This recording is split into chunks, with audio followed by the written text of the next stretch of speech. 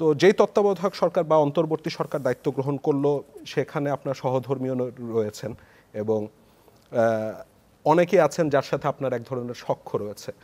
তো এই যে আত্মঘাতী যাকে আপনি বলছেন যে হয়েছে, তাদেরকে আপনি বলেছেন যে বিষয়টা আত্মঘাতী হয়েছে? আত্মঘাতীটা আপনাকে বিচার করতে হবে গণ অভ্যুত্থানের দিক থেকে, মানে গণ অভ্যুত্থানের যে লক্ষ্য এবং গণ অভ্যুত্থানের মধ্য দিয়ে যেটা হাজির হয়েছে সেটাকে আমরা ধরুন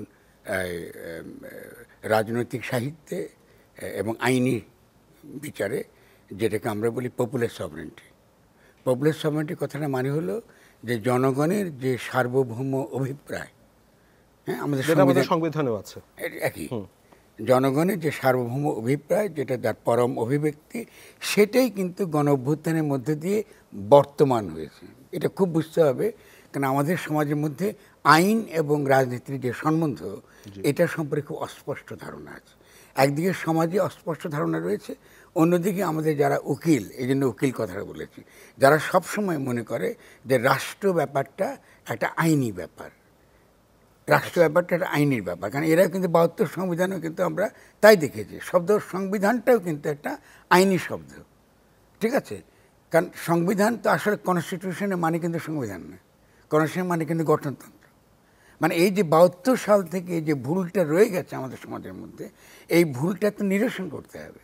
সেই ভুলটা নিরসন করার জন্য আমি বলেছি যে এই গণ অভ্যুত্থানের যে প্রভূত সম্ভাবনা, যে লাশের উপর দিয়ে আপনি যে সম্ভাবনাটা তৈরি করেছেন, আজকে সাঈদের যে অভিপ্রায়, যেটাকে আমরা পরম অভিপ্রায় বলছি, অভিব্যক্তি বলছি, আপনি মুগ্ধের যে তার যে ইচ্ছা, তার যে সংকল্প, সেটা তো বর্তমান হয়েছে গণ অভ্যুত্থানের মধ্যে দিয়ে। তো এই গণ অভ্যুত্থানটা তো বাস্তব, সংবিধানটা তো বাস্তব না। আচ্ছা, তাহলে যেটা অবাস্তব, একটা অবাস্তব মৃত জিনিস যেটা ফ্যাসিস্ট, তার অধীনে আপনি পুরো গণ অভ্যুত্থানে ঢুকে দিয়েছেন। এটা তো পুরো জাতির সঙ্গে বিশ্বাসঘাতকতা। এটা কি করে সম্ভব? আপনি কি করে এতগুলো লাশের কাছে আপনি কি জবাবদিহি করবেন? আচ্ছা, তারা তো এই সংবিধান রাখার জন্য লড়াই করে নেই, করেছে কি বলেন আমাকে? যদি তারা এই সংবিধান রাখার জন্য লড়াই করতো তো শেখ হাসিনার সময় তো ছিলই। তাহলে আপনার প্রস্তাবটা কি হচ্ছে, পুরো সংবিধান বাতিল করে দেওয়া নাকি নতুন করে আবার তৈরি করা? বা কিছু কিছু অংশ বাতিল তো আপনি করতেই হবে, কারণ সংবিধান, এই যে দেখেন আপনি কিন্তু ওই উকিলি বুদ্ধিমত্তা হয়ে গেলেন। যখনই জনগণের অভিপ্রায়টা এসে গেল, সংবিধান তো আলোচনার বিষয়ই না। আচ্ছা, এখন তো একটা সমাজে যখন গণ অভ্যুত্থানে কি হচ্ছে, আমার অভিপ্রায়টা এসছে, অভিপ্রায়টা এখন অলিখিত।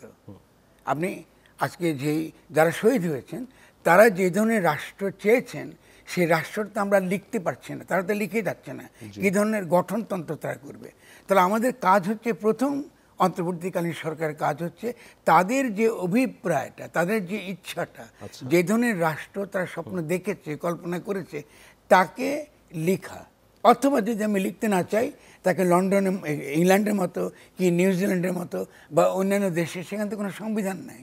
সংবিধান তো ইম্পর্টেন্ট না, সংবিধান নিয়ে এত ব্যস্ত হওয়ার কী আছে? কোনো দেশে কখনোই আইন অনুপস্থিত থাকে না, ঠিক আছে? আচ্ছা, এটা হচ্ছে লিগ্যাল এক্স নিহিলো, কখনোই অনুপস্থিত থাকে না। সমাজে সবসময় আইন থাকে। এটা ননসেন্স যে ডক্টর কামাল হোসেন একটা সংবিধান লিখবে, তারপরে গিয়ে ওটা থাকতে হবে, এগুলো তো ননসেন্স চিন্তা। এই যে উকিলরা এসব মাথা ঢুকে দিয়েছে, এটা তো আমাদেরকে গণ অভ্যুত্থানের মধ্যে দিয়ে তো ছেটিয়ে বিদায় করে ফেলতে হবে। শুধু সংবিধান ছেটিয়ে বিদায় করতে হবে না, একই সঙ্গে উকিলি বুদ্ধিগুলোকে আপনাকে ছেটিয়ে বিদায় করতে হবে।